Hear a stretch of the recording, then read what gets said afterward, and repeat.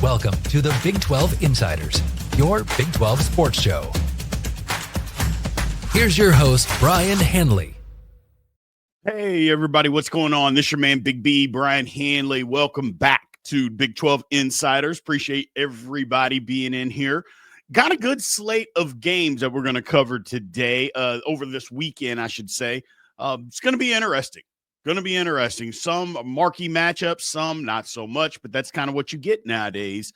When these super conferences, you get some good, you get some bad, you get some in between. We're going to break down all of that for you guys. But before we do, make sure you get into the comments section like you do. Remember, like, follow, subscribe, all that good stuff, and always hit the notification bell so you know exactly when Big 12 Insiders content comes out. So let's get into this. And we're just going down the order of the times that the games are coming on. So these are in no, Big B order or of importance or anything like that, man. First up, we got Arizona at Arizona State. I would say this is a must-win game for Arizona State. They are on the cusp of making the tournament. And when I say the cusp, they are one of they fell out of the next team, the first four out or the next four out. They fell out of that. But they're on the cusp. They got an opportunity to get back in. This would go a long way. They win this game, you're going to see their name back on that next four out, maybe last four out line. They still got work to do, but I think this is a must-win game. I say that just because of where they currently are, what's happened to them lately. I think they got to win. It gives them another quad one win over a quality opponent. It does. Arizona's playing some of the best basketball within the conference right now. Really like where they're at. Emotional win in overtime over Iowa State. Will there be a hangover from that? I don't know. Now, look, I'll be the first person to admit, me, I'm an honest guy. I'll tell you the truth, whether it's good or bad. I'm always going to tell you the truth. I don't know about this rivalry from the outside looking in. Look, it's new to the Big 12. So in basketball, it appears that this is not a big-time rivalry. Just Arizona's always been good. Arizona State, not so much. But you guys tell me, educate me. Is this as big a rivalry in hoops or is it a rivalry in hoops? I shouldn't say as anything. Is it a big rivalry? I get Arizona State thing, but is it really that big of a rivalry in hoops just because of the history, again, from an outsider looking in? And now that you guys are in the fold, I want to know. So you guys educate me on that. But I like the way Arizona's playing. But Arizona State really needs this win, man. Next up, Kansas State goes to Iowa State. Look, Kansas State had lost 6 in a row. I won't say they've turned their season around, but they've won 2 straight in absolute dominating fashion. And they've been playing a whole lot different than what they were playing for over the last few weeks. It's looked different, which is good. Basically at K-State, their stars are starting to play like stars and other guys are playing off of them. A lot of that is they're making some more shots. That always helps when you make shots, but that's kind of been Kansas State's problem all along, is that they needed some guys to step up and be the guy. Well, they're starting to get some of that. And then you have the other players that actually are pieces to the puzzle and isn't the main ingredient. They can actually fill in that role, and it's looking a little different. But going to Ames is a different animal altogether. Look, Iowa State, I've said it over and over again, and I'll continue to say it, is one of the better teams in the country. They're a Final Four contender. They're a national championship contender. Last time they went out on the road and lost, the very next game they played UCF, who I think is a pretty good team, and they blew their socks off.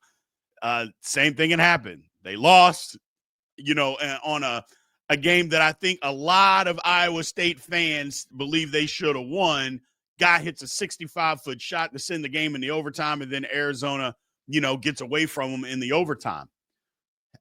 They're coming back home. They're not going to be in a very good mood. That place is already a tough place to play to begin with. Now they got an attitude about them. If they're going to come out and punch Kansas State directly in the mouth, that's going to happen. If K-State can withstand that punch, maybe they can make a game of this. And you notice what I said. If they can withstand it, maybe they can make a game of it. There's no, if I'm not saying this game is even really going to be close. I think the separation is that much. But if Kansas State can withstand it, they got an opportunity. But the first 7-8 minutes of this basketball game, Kansas State's going to have to play really, really well. Got to make a bunch of shots, got to defend, because the thing I know, Iowa State's going to make shots. They're going to defend. So if you can match that, you got a shot. If you don't match it, the game will get away from you, and it'll be over in the first 8-10 minutes. So I believe the talent level is that much different in this game. So we'll see what happens. Iowa State, like I said, they're just going to have a bad attitude after the way things went in Arizona on Monday. Next up, look, Utah at Oklahoma State. Utah is on the outside looking in as far as the tournament. I don't think a lot of people believe that they can make it. I'm not sure I do. But if they do have a chance, this is a game you have to go win. I mean, just flat out, you got to go win. Oklahoma State's lost 5 of 6, coming off getting just embarrassed in Manhattan on Wednesday. Look, turnovers have been their killer. 22 and 21 turnovers, respectively, in the last couple of games. You can't do that and try to beat anybody. And if you, especially in conference, but they got an opportunity. But Utah, again, they're on the outside looking in of getting into the dance, but they're playing decent basketball, just decent basketball. I'll be interested to see, if they can win this one. Again, it's on the road. And if you want to make the tournament, not saying they will, not even saying they have a real good chance, but if they want to get into the mix, this is a game you have to win. Period. End of story. Next up, KU going to Baylor. I like this matchup. I really like this one. It's one of the better ones within the conference. Not the best, but one of the better ones. I don't know that we still know how good Kansas is yet. Look, they were playing without their starting point guard when they played and beat UCF, but they won the game. I'm still on record. Badunga, got to get those minutes, man. Got to get those minutes. He's just a better player than KJ Adams. You saw it the other night. Adams, and I'm not saying Adams is a bad player because he's not. He absolutely isn't. But Badunga is just a difference maker. 10 points, 11 boards, 5 blocks, 2 assists, 2 steals. I mean, he's just a difference maker. Got to be on the court. Got to get major minutes for KU to still be good. They got to continue to make shots. If they do that, they got a chance. Baylor, the inconsistency continues. Now, going and winning at BYU is tough. I mean, that's just a tough place to play. I think they did all they could to try to win that game, but BYU's playing really well right now. But Baylor's got to find some consistency, and maybe this is the game that kickstarts that consistency. I thought them getting on a 2-game win streak going to BYU might be that, but again, BYU is tough. I mean, that place, the crowd is electric. And they obviously, just like everybody, plays better at home. They really feed off of that crowd, so it's a tough place to play. But I think Baylor's got to find themselves, and if nothing else, just a confidence factor. Hey, we can beat a really good team. Okay, well, here's your opportunity to go beat a good team. I'm looking forward to this basketball game. Look, next up, BYU at UCF. This game, to me, is one of the better games, not just within the conference. It's more underrated games, I should say, around the country. BYU has started to get the conversation started about them getting into the tournament. I think that not having them, they're on the first 4 out. They weren't even mentioned a couple weeks back. They probably should have been. Well, here they are. In this game, UCF is in the tournament. They're not on the last team. Well, I take that back. They're the last team in, but they're not on a sitting out or anything. Like every bracketology that you look at, UCF is in it right now. Now it's on the edge, but they're in. Both of these teams need that win to try to solidify, but I actually think both teams are going to make the tournament. I do. I think both of these teams, they'll continue to move on and navigate the Big 12 conference the way that they need to make this tournament. But I'm excited to see this game. Both teams, BYU's playing well. UCF lost a few, but I still think they're playing okay because they've lost to the upper echelon of the conference here as of late. So this, again, it's at UCF. They definitely play better when they're at home. We've seen them against a Houston. Took them right down to the wire. Thought they had it won. So I'm interested to see. BYU, can they go on the road, take this show on the road? It is across country and win a tough road conference game. I'm interested to see, again, two really good basketball teams, man. Good basketball teams. Game of the weekend, Texas Tech going to Houston. Tech fans feel slighted. Tech supporters, the whole program, players, coaches, they feel like that not enough people are talking about them. And rightfully so. I may have even slighted them a little bit. Here's your opportunity right here. Go beat Houston. Now, I say that like it's just some easy, simple task, going to Houston and beating them. You know what you're going to get out of Houston. They're going to fight you. They're going to battle you. They're going to make you work for every single thing that you get. The thing that I will say about that, I believe Texas Tech is built for that. Not predicting that they're necessarily going to win this game, but if they go and play well, people are going to have to start noticing and talking about Texas Tech a little bit more.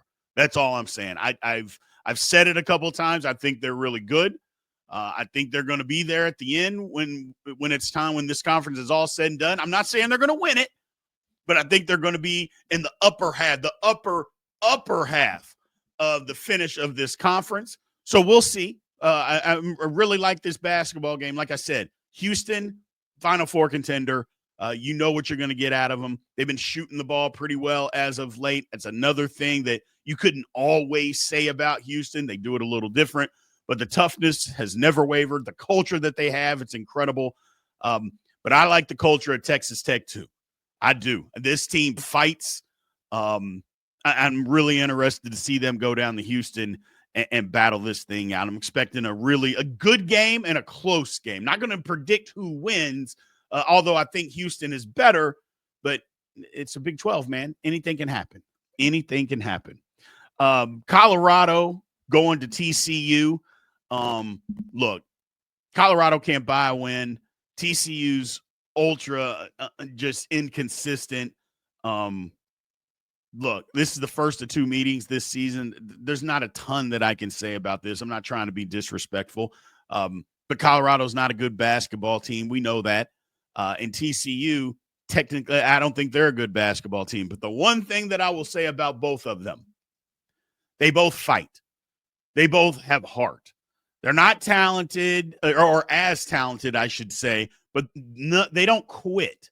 And that's a sign of good coaching. You may not have as much talent as the next team. We may not be as good as the next team. That's fine. But at least they're not out there quitting. TCU, I think, is just inconsistent. That's their problem. They don't shoot it consistently enough because you see a couple of their wins and you're like, well, wow, okay, that's incredible. But then you see some of their losses. You're like, man, okay. So just inconsistent. Colorado is just not good enough at this particular moment to compete in this conference. And then one game, the last game, I should say, West Virginia at Cincinnati. Both teams need it. Both teams need this win. Cincinnati, look, Cincinnati is not in any talks as far as making the tournament. They were last week. They were one of the next four out. They were on that line, but they are not any longer. Here's the thing about Cincinnati. Their net is still really high. Now, you know how I feel about the net. It's so tricky. It's weird, yada, yada, yada. It's definitely not the mark that the committee is always looking at. It's one of them, but I think it's down a peg. What Cincinnati needs is some wins. They need some wins over good competition. This would be one of those wins that they can get. Get yourself back into the game. Give yourself a chance to make this tournament. Beating West Virginia goes a long way because West Virginia's in. Now, they've struggled lately. Don't get me wrong. They've lost 3 in a row, 4 or 5. They've struggled. But West Virginia has done enough so far. If it were to end today, they're in the tournament. Now, I say both teams need to win. It's just what I talked about. West Virginia's been on a slide here. They got to get this thing turned around. We'll see what happens. I think going on the road, West Virginia's lost some home games too that you wouldn't necessarily think that they would lose, but that's part of it. Been under just not great shooting. They got to figure some stuff out. They got to figure some stuff out. Cincinnati's been crushed on the glass. That's been their problem. Just getting destroyed 2 of the last 3 games. Or I take that back. West Virginia's been crushed on the glass 2 of the last 3 games. Houston crushed them. You only get 19 rebounds in a game. That's not great. So West Virginia's got to be better. Got to be better on the glass. We'll see exactly what happens. But this is a must-win game for both of them. Again, I'm not saying that anybody's season's over or anything like that. But if you're trying to go where you're trying to go, you got to win. And this is a game that both teams, I'm sure both teams feel like they can win it. Well, go out there and prove it. Go out there and prove it. Really for Cincinnati, because if Cincinnati wins, you're going to make me look a little bit better than what I have, because I've said Cincinnati at the beginning of the year was going to be really good, and you guys are proving me wrong, and dag nabbit, I'm tired of it. So either way, going to be a great weekend of basketball. Cannot wait. It's been interesting this week. It's been interesting. Big 12, look, it's one of the premier conferences in the country. I think it gets a little bit of a bad rap because of what happened in the tournament last year, but we got a long way to go to turn a lot of that stuff around, man. So be excited. Hoops, we're in full swing. February 1st is tomorrow. That's when we start paying attention, isn't it? Well, we've been paying attention here, Big 12 Insiders, for a couple of weeks. We'll dive in a little bit more. So we appreciate you guys. Talk to you next week. Thank you for watching the Big 12 Insiders, your Big 12 sports show. This has been a Spirit Street production.